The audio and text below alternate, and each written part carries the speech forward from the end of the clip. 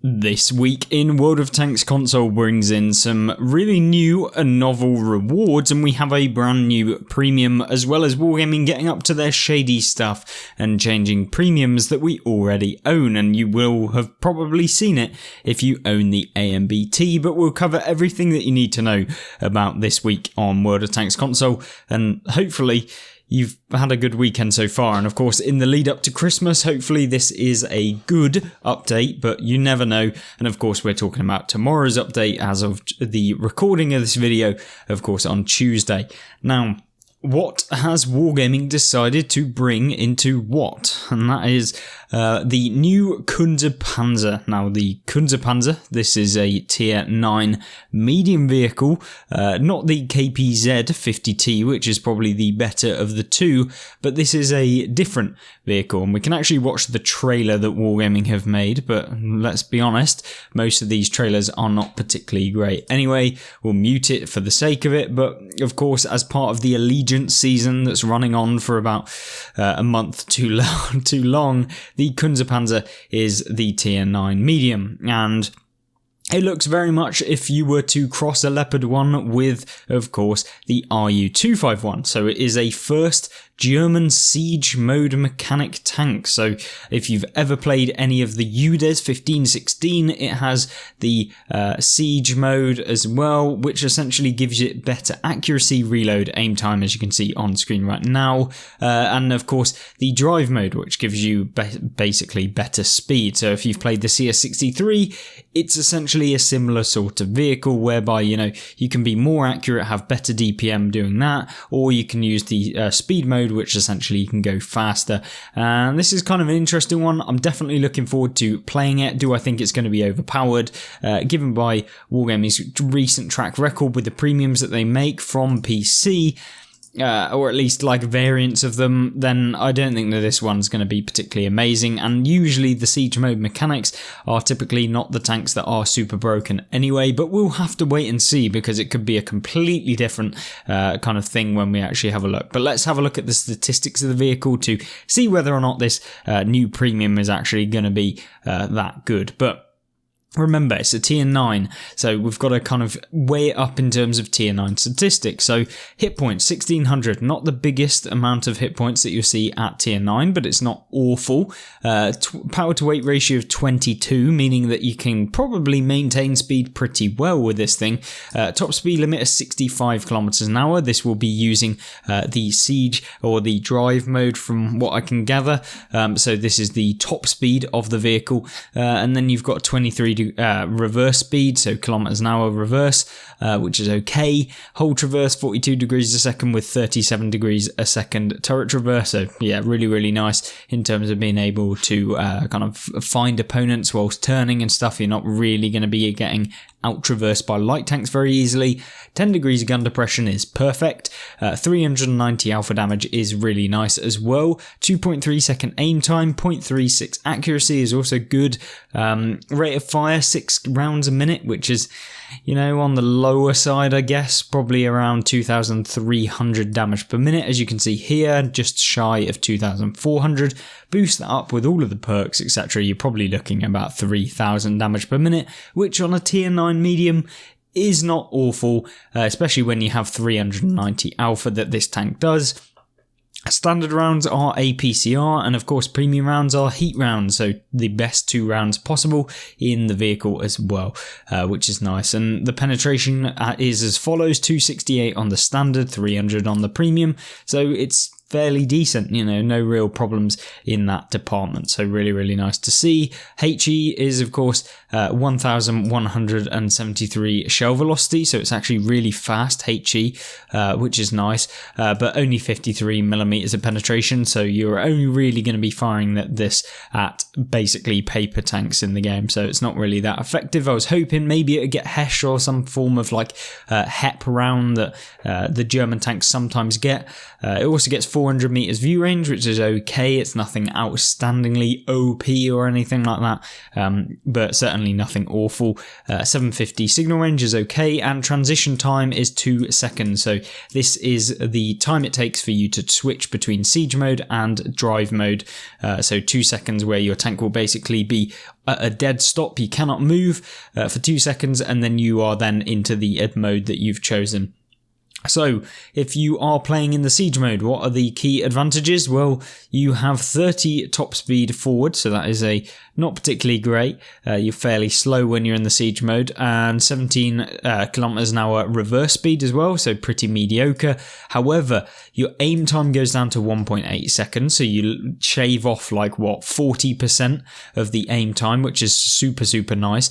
0.3 accuracy, remember these do stack with all of the equipment and consumables and perks and skills you can put on your commander as well. So this can probably come down to one of the most accurate tanks in the game, probably at 0.2 accuracy or something ridiculous if you have vertical stabilizers and of course steady aim, and also using enhanced combat rations as well. Yeah, it's going to be disgustingly accurate. Reload time 9.3 seconds, rate of fire 6.45, 2,500 damage per minute, so you don't really gain a whole lot of damage per minute when playing with this. It's more about the accuracy. Gun depression goes to 15 degrees because you have the hydropneumatic suspension that the German tanks with this siege mode have, as with all of the kind of siege mode mechanic tanks, things like the STB-1. Which means that, yeah, it's fairly consistent and you're probably going to be able to do quite well. The gun depression, like we said, 15 means that you'll probably be able to essentially use a lot of hills that other tanks just will have absolutely no chance of using, which is something that is mad and why some of these tanks can be super, super nice. And it would be interesting to see the novel and unique applications of 15 degrees of gun depression in the game. You don't usually see it all too often. So yeah, definitely very interested to see how this tank performs. And of course, gun elevation 20 degrees, which is fairly bog standard. So yeah, not a bad set of statistics. Do I think it's going to be super OP? Probably not, but then again, it's not an autoloader, so I'm not that surprised. But there we go, the Kunzpanzer, definitely a very interesting tank indeed, and I will certainly be doing a full review of this vehicle to let you know whether or not you should part with your 12,000 gold for the base package, or potentially, if you're a big baller, 17,500 for the top package. Remember, as with all of these packages, as I always say in every single video, never buy the top package, because essentially you are paying gold for the silver, and gold to silver cost is stupidly expensive. So always, if you are going to go with one, get the bottom package. Remember as well that Wargaming will charge you at full price for every piece of equipment. Of course, each piece of equipment costing 500,000 silver. That is then charged at gold price. But remember, maybe you don't want a traction system in this tank. Maybe you don't want improved ventilation. So you're going to sell it, you're going to get half the silver, and you've paid full gold price. So in fact, you're actually trading gold for silver to then get half the silver that you would have got if you just converted the gold into silver in the first place. And remember, this is all added onto the, in quotation marks, savings that aren't really a savings when you factor in the fact that maybe you don't want all of this equipment, and so yeah, it's not worth it at all. Remember, that is what Wargaming do the savings on. Effectively, the 35% savings, I can guarantee you, will just be the full price of all of this stuff, but just at a 35% discount of it. So yeah, they're basically giving you the Kunzpanzer and then giving you this stuff at maybe like a 70% discount as what you'd normally pay. But yeah, it's definitely worth just going for the fully loaded package, which is just the tank with the premium account if you really want it that much. But most of the time, I would always say to just go with the bottom package, because it's the cheapest and gives you the best bang for your buck, and I'd rather spend the 4,000 gold on another tank or a different kind of thing within the game, or pick up some packages that Wargaming release. But there we go. Very interesting tank. Let's get into some more of the interesting stuff that Wargaming have been doing. And they've introduced some new skins. So you may have seen them in the game, but they are essentially the CS59. Now these are new pin-up style skins. So you can see them here. We've got the Hetzer and the CS59. Now the CS59 is, as you see here, It looked kind of cool, to be honest, but let's have a look a bit closer at the Hetzer. So this is what it looks like. I mean, Wargaming trying to get people back into the low tier seal clubbing tanks. I'm surprised why. It's going to be horrible for any new players playing at the moment with all of the Hetzers with the pin-up skins playing. And then the CS59 here with the Sealer skin, I don't know. Either way, that's what it looks like. It's not particularly my favourite skin in the world, but it's there. I kind of like the fact that Wargaming are introducing more skins in the game, so there's no real problem with me in introducing them. Of course, then we are also getting the pin-up skins for the Skoda T50 again on sale, which is kind of one of the cooler ones. The M4A3E2, yeah, it is, and the TOG2, and also the Type 5 Heavy, along with the Kranvagn, which you can also buy. Of course, they are super expensive, 10,000 gold if you want to get all of them. And that doesn't come into account with the new skins. That is just for the maximum pin-up. Or you can get the various different bundles, or you can just purchase the new ones, which are 3,000 gold each. And they're, in my opinion, aren't really worth 3,000 gold each. But, you know, it is what it is. Other than that, that is the skins. What about some other things that Wargaming have been doing? They've given us some Tanksmas sales. Now, what are the Tanksmas sales? Well, Tanksmas comes just once a year, and this year there's no shortage of specials in the store. Now, we'll see about that. The Essentials, Silver, Camo, Cosmetics, and Tech Tree discounts. Gold to silver exchange bonus, so 1 gold gives you 600 silver. Wow! Can't wait to convert all of my gold to silver. 50% savings on all camos and cosmetics, which is cool. I definitely have been using this myself. I've actually been spending the majority of my gold on skins because it's actually just something I like the look of a lot of them, and they're only fairly cheap, 2,000 gold for a tank that I kind of enjoy playing. Maybe something like the M48 pattern, or, you know, whatever it is, the vehicle that I'm kind of playing during the game. And then here we go, the massive tank and booster bundle. So if you've been wanting to get your hands on the Valkyria Chronicles tanks, which I don't know who's been waiting to get their hands on the Valkyria Chronicles tanks, but they're here again, and they are super expensive. 18,200 gold is the top package, which is the full price essentially, well, just under 20% savings. But remember, the commanders are also charged at full price for a commander, so if you don't need a commander, remember that the 20% savings that Wargaming are offering you is not actually 20%, because you're getting commanders at full price of a commander, which is probably like 1,000 gold each. So yeah, factor that back into the thing here, and you'll probably end up paying the same amount if you just had the tank on its own. But there we go. You can purchase either one on its own, but they are very expensive, like I say. 13,400 gold or 9,400 gold. The better of the two, I believe, is the Nameless. I've enjoyed that one a little bit more. It's more like a heavy tank, but I don't really like either of them all too much. I think they've been power crept a long time ago. So yeah, there's nothing too special. But Holiday Cheer 2023, you can pick up some emblems if you really want some emblems to go on your tank. I don't know, but they're there.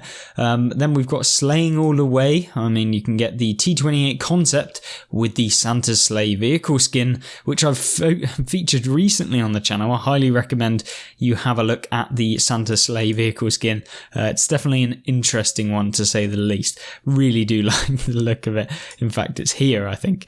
We can actually see it. It's got a giant sack on the back of it. It's a cool one. I like the look of it. I mean, is it historically accurate? Absolutely not. Is it kind of disgusting? Yeah.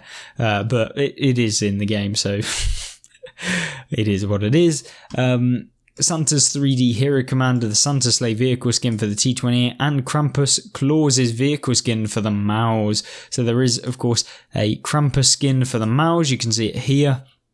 That can also be bought this week or during the next few weeks, so you can pick that up. And if you wanted to purchase the Krampus 3D Hero Commander, which is this one here, looks absolutely ridiculous, with the mouse skin, then it's 6,000 gold, super expensive.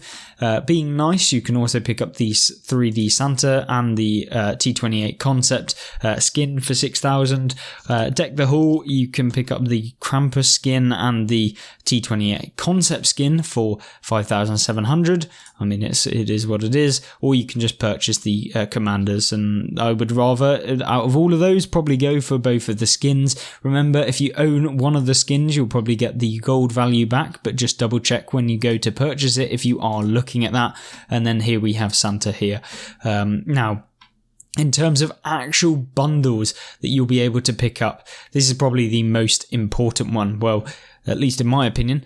Taskmasters, we have the ISU 130, Senshi STA2, and the HMH AMX 1357. This is a big thumbs down for me. I don't really like the AMX 1357. It's a good one, but more for veteran players or experienced players. The Senshi is much the same. It's a good tank under the right hands, but for most people, it's probably going to be rubbish. The ISU 130, yet again, it's a very good tank in certain niche scenarios, but for most people, it's probably going to be pretty bad. Interceptors, we've got the AMX CDC, which is an absolutely garbage tier 8 medium that has been power crept to the max, like genuinely one of the worst medium tanks at tier 8 at this point, that I did have the pleasure of 3 marking back in the day when it was still bad, and is even worse now. I fear anyone actually going in to try and 3 mark that tank. It's disgusting. The STRV S1, which is also pretty boring in my opinion, but maybe debatably okay, and the KV 122, which is fairly okay, but 12,800 gold, I would rather spend my money on something else. Then we have Grit and Grind, HMH M51 Super Sherman, which I believe we could have picked up for free at some point recently, so I wouldn't necessarily go out of your way to purchase it. But the IS-5, Object 730, in quotation marks, it's the same tank. That one is actually pretty good, and the Type 62 light tank, which I really enjoyed, but it's probably not everyone's favourite. It used to be a tier 6, but yeah, it's definitely an interesting one. 13,700 gold, I don't know, it's quite expensive for those tanks that I don't really like. Chinu Kai, M4 improved in the Bogatia for 4,000 gold. I mean, if you're interested in tier 5 premiums, maybe you'd go for it. The Bogatia is OP, but there we go. Guns and Missiles, WZ-122 and the MBT-70. The MBT-70 is trash, by the way. It's absolutely useless in Cold War. And then the WZ-122 was actually a really fun one. I enjoyed playing. So yeah, it was definitely an interesting one. Other than that, you've got Cold War Marksman, so you can pick up the NM116 Broken, as I like to call it, the post-war era Western Alliance tank destroyer. So this is Cold War, and the M50 Ontos for 10,000 gold. That's not bad at all, especially if you're trying to farm up some silver.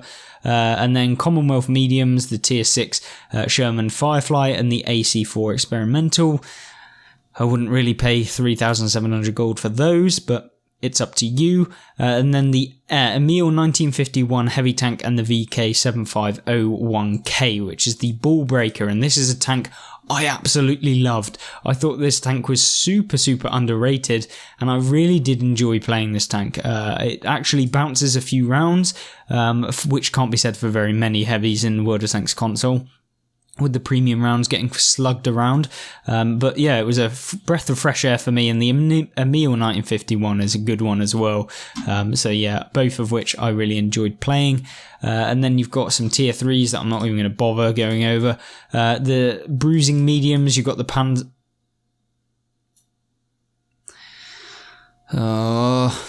Wargaming. Just trying to ruin new players' experience once again, releasing the same broken tier 5 premium for half the price. Yeah, you can purchase the Panzer 5-4 and go around clubbing players that have never played this game before and just ruining the low tier experience once again. I really do enjoy it when Wargaming release the broken premiums as part of it. And they know full well that this tank is absolutely disgustingly broken, and yet again they're selling it in the store.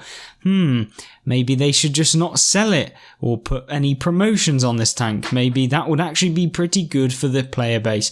But nah, it doesn't make them anywhere near as much money, and it doesn't even make them that much money for the amount of suffering that it causes the majority of new players on the game, with the Seal Clubbers that have 70,000 games playing the T1 Cunningham because they think they're really good at the game and they play tiers 2 and 3 for some reason.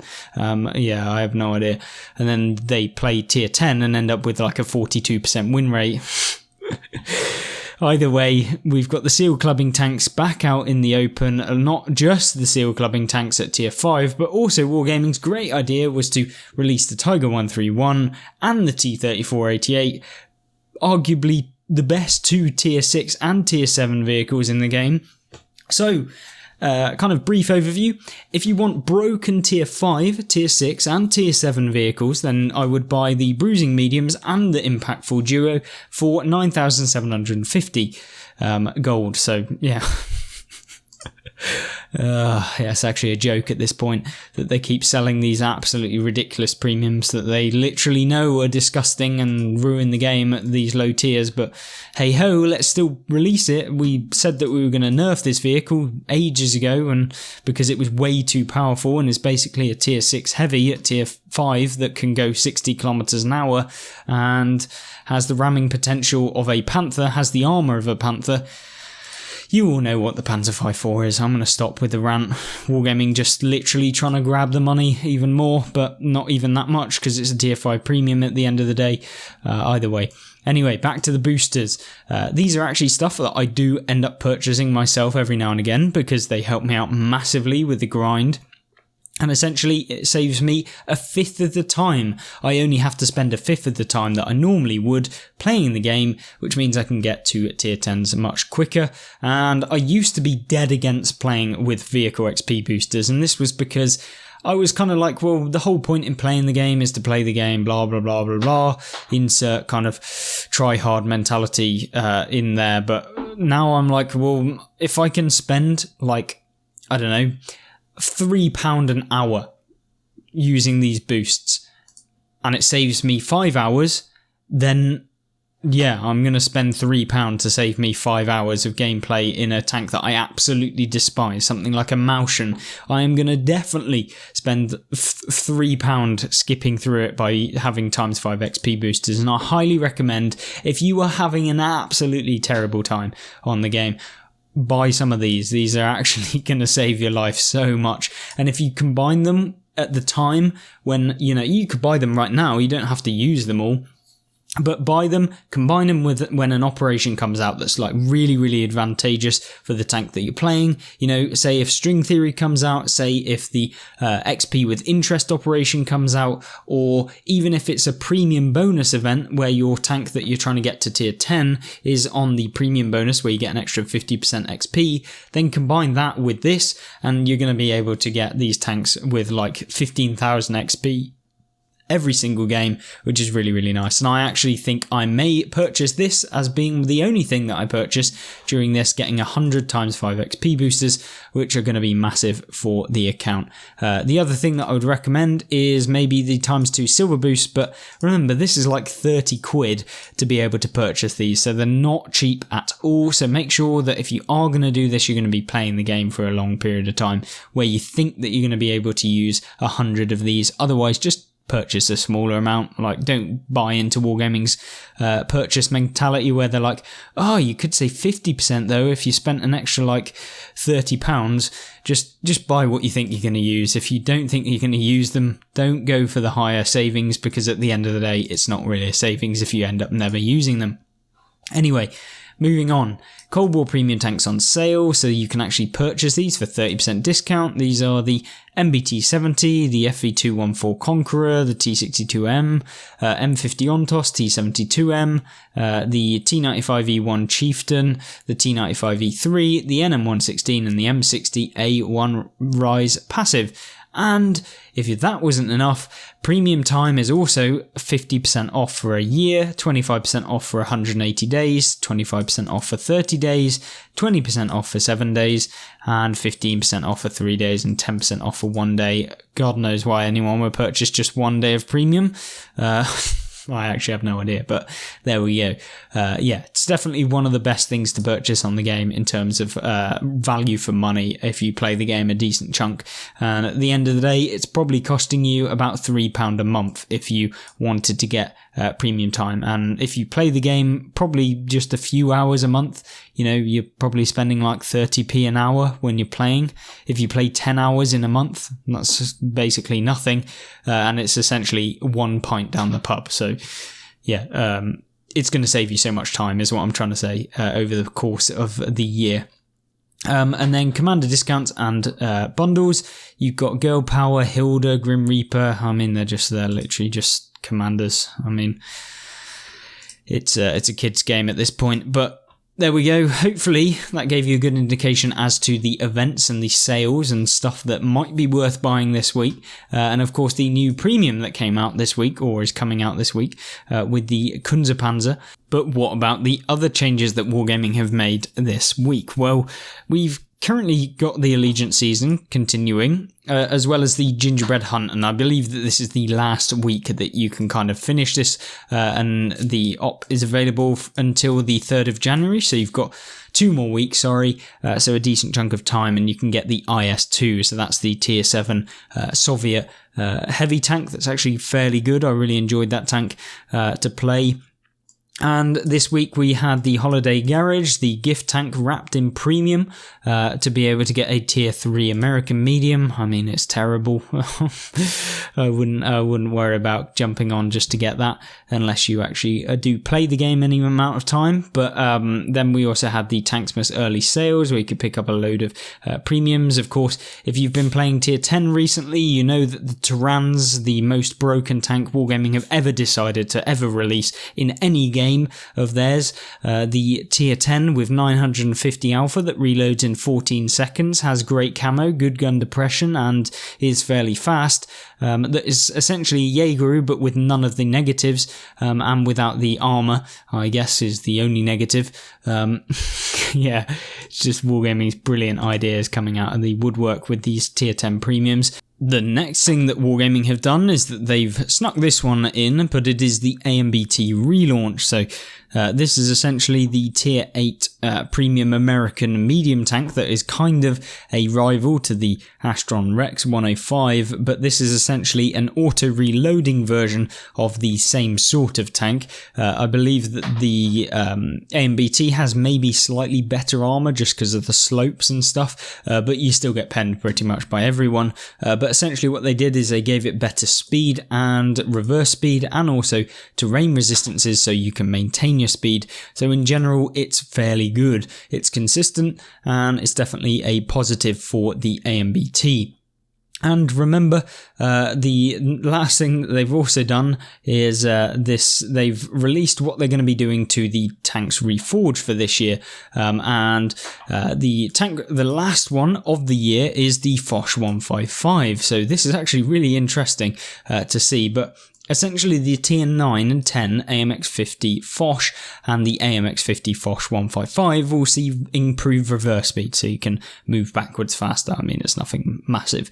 But the AMX AC-48, the tier 8, receives improved health, reverse speed, and reduced various dispersion penalties, so you're not as inaccurate as maybe you are with it as it's currently in the game. And also, the tier 7 received improved reverse speed, improved penetration for the 90mm, and reduced various dispersion penalties. So it's got more accurate, better penetration, and improved reverse speed.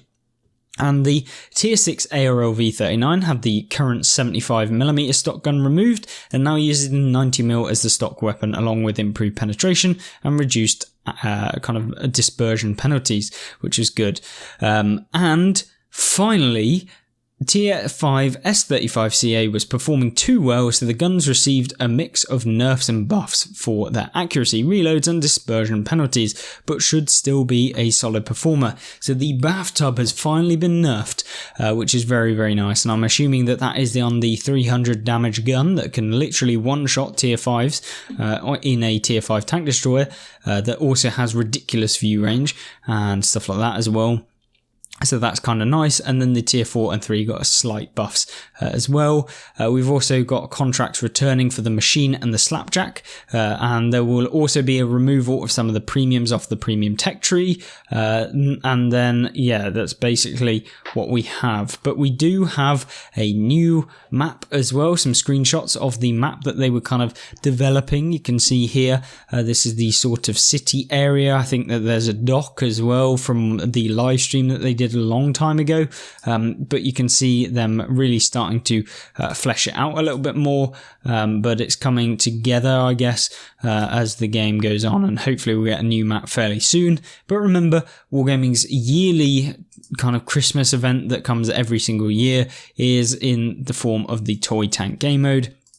And it's coming, so yeah, you can see that and hopefully enjoy that at some point soon. And there's a few questions that have been answered by Wargaming themselves that we'll cover just before this video ends. I appreciate it's a long one, but is it possible to make equipment a bit cheaper on lower tiers? The equipment pricing is already scaled, so no is essentially their answer. Can the Roger Dodger E75 get a buff? Looking at the data, it seems to be pretty well balanced. I would agree, it is fairly balanced. I don't think it's OP, it's not bad. Yeah, definitely no need to be buffed. Any chance for skin vouchers in the future? It's a good suggestion. It's certainly something they can consider. I agree, that would be good. Will World War II mode receive more wheel vehicles for other nations? Short answer is we're working on it. The physics applied to them was very difficult, but we want to bring you more wheel vehicles to the game. How about dropping anti-tank landmines? This has come up a few times, but it was decided against it. Yes, please do never bring in landmines into the game. This is just something that is realistic in terms of this actually happens in real life, but how boring would it be? You're just kind of going around a corner and someone's literally sat with all of the exits basically blocked with landmines, and so the only way you can get to them is by taking a ton of damage by going over one of them, and they're just sat in a corner waiting for you to drive over one of the mines, and then they finish you off. Yeah, this is not a good idea to come into the game, so absolutely not would I want to see that. Any new stuff for Cold War? There's new tanks coming in mid-January. What's the news on upcoming World War II treachery lines? There won't be one until the first half of next year, so no details as of yet, unfortunately. So first half of next year. Yeah, I mean, we're not going to see one for a little bit. When will French tanks be introduced to Cold War? Sometime later next year. The plans are still being tuned out, so they've still got a few things to sort out. But in general, it's a mixed bag this week, I think, in terms of the news. We've had some good, some bad, and some just weird things, and definitely some questionable sales that we've been seeing with the Panzer V4 and stuff like that. But hopefully this video has given you everything that you need to know about this week's update news, and the key thing being the new Kunzpanzer coming into the game as well. But that'll be an interesting one. Other than that, I hope you have a fantastic rest of the day and a fantastic rest of the week, and I hope you join me back in the next video coming soon. Goodbye.